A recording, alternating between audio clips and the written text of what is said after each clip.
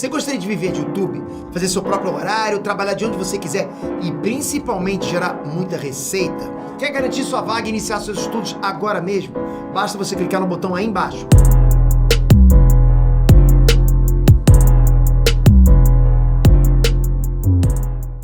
Então hoje, por exemplo, quais são as principais hipóteses de um quadro depressivo? Isso eu explico também lá no meu canal e eu entendo que assim, você não precisa decorar isso. Tá? E o fato é você pegar tudo isso e traçar um plano prático, porque senão fica uma coisa também, ai, o que eu faço? Né? E isso gera muita angústia para quem está sentindo um quadro depressivo ou quem tem um familiar. Assim, você ter um monte de coisas e você não saber para onde você vai, você atira para todos os lados. Então, é só para entender qual que é o conhecimento atual, né, da medicina de uma forma assim, bem simples. Tá? Não é só isso, mas eu estou simplificando para poder traduzir. Então, a gente tem basicamente 3 componentes, né, principais. Acredita-se que começa com um processo inflamatório, mas inflamação, o que tem a ver com inflamação? Né? O pessoal não fala agora para tudo. É uma inflamação, da onde que vem? Pessoas que passam por estresse repetido, e aí entra traumas, entra abuso, entra privação, entra guerra, entra... enfim, bullying, entra questões paternais aí inadequadas, uma série de questões.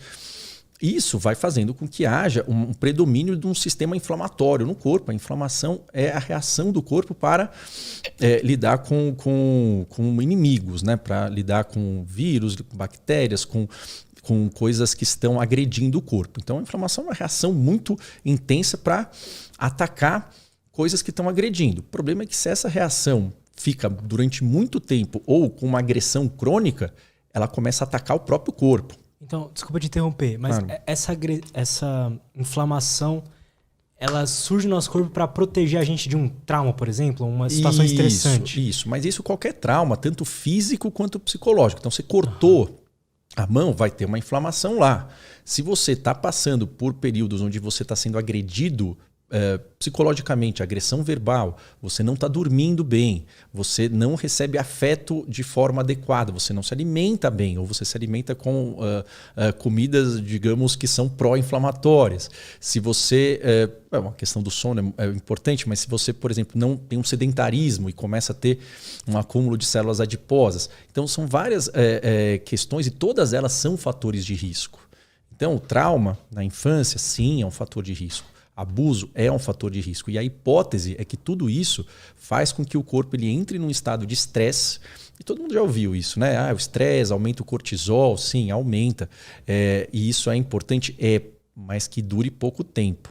Então existe isso, essa hiperativação, essa é uma hipótese devido a uma série de traumas e hábitos inadequados. Né? Hábitos inadequados, por exemplo, uma alimentação com muita comida processada, um sedentarismo, não dormia bem, enfim, não tinha uma consistência no afeto. O pai e a mãe era um ambiente muito agressivo, enfim, uma série... Pode ser também algo, não necessariamente assim na infância, pode ser algo no trabalho, um burnout, trabalhar muito, pode ser também... É que a gente coloca isso, né, que é uma soma ao longo da vida. Tá. Por exemplo, no meu avô foram 70 anos. É que a gente fala na infância, por quê? Porque na infância é onde, de fato, a gente está mais vulnerável.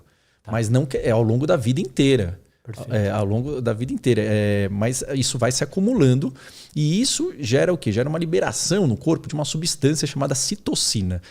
Não é simples, não é uma substância só, é muito mais complexo que isso. E isso gera um processo, um estado inflamatório. Muita gente fala, mas não pode ser do intestino? Sim, isso libera o quê? Citocina no corpo. Mas e se eu tive digamos, um bullying no trabalho, um assédio moral? Sim, isso também vai causar isso. E esse é o caminho que a gente entende.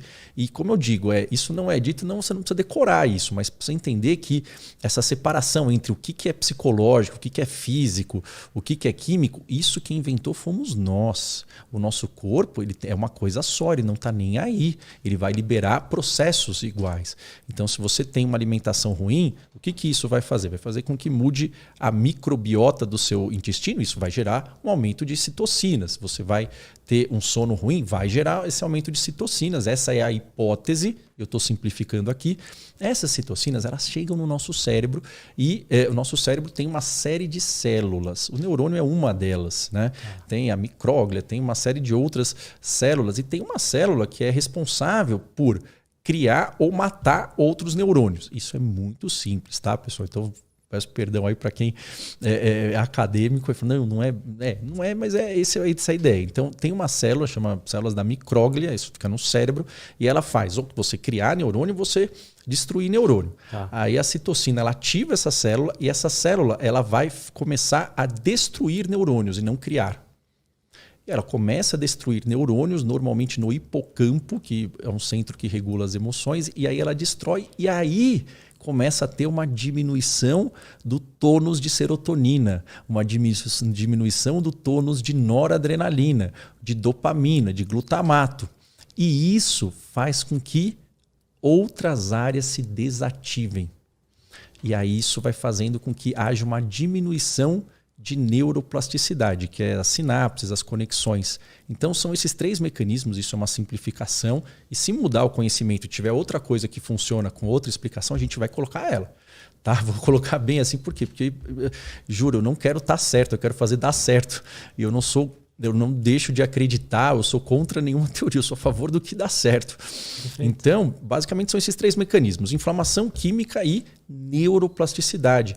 Por quê? Porque aí começa a desligar centros do prazer, centros da concentração e centros relacionados à empatia, à parte de socialização, à parte de motivação.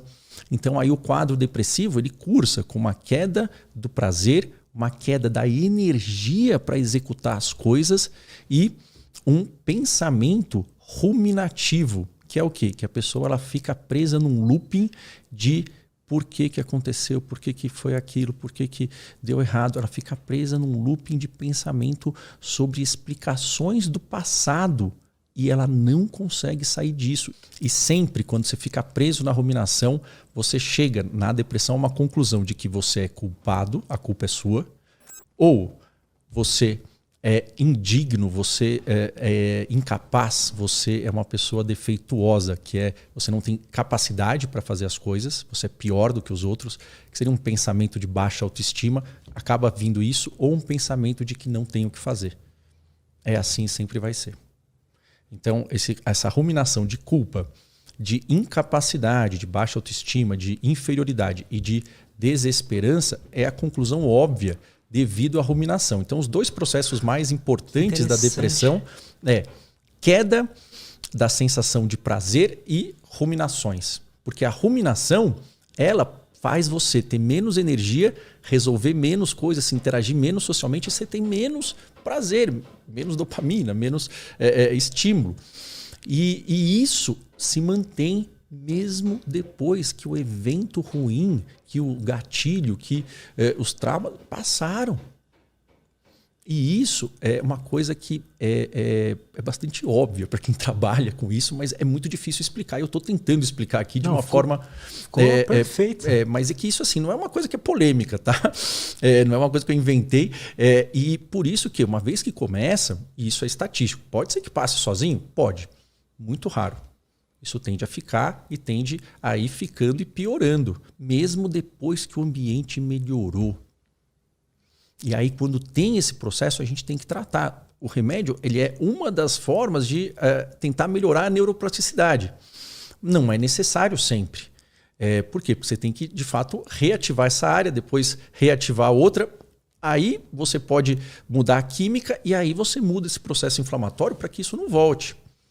Então aí você vai de trás para frente. Então começa a inflamação, depois é a química, depois é o neurônio, né, que fica não conectado. E aí o que funciona é você tratar de trás para frente. Você começa a aumentar essa neuroplasticidade, altera a química e aí você vai mudar o processo inflamatório. You gotta focus on yourself, on your faith, on your dreams, on your mind, on your health, yeah. You gotta work, never tell, keep your head down, find what you love and excel, yeah. Push and pull and repel any hate. Go create what you want, feel compelled.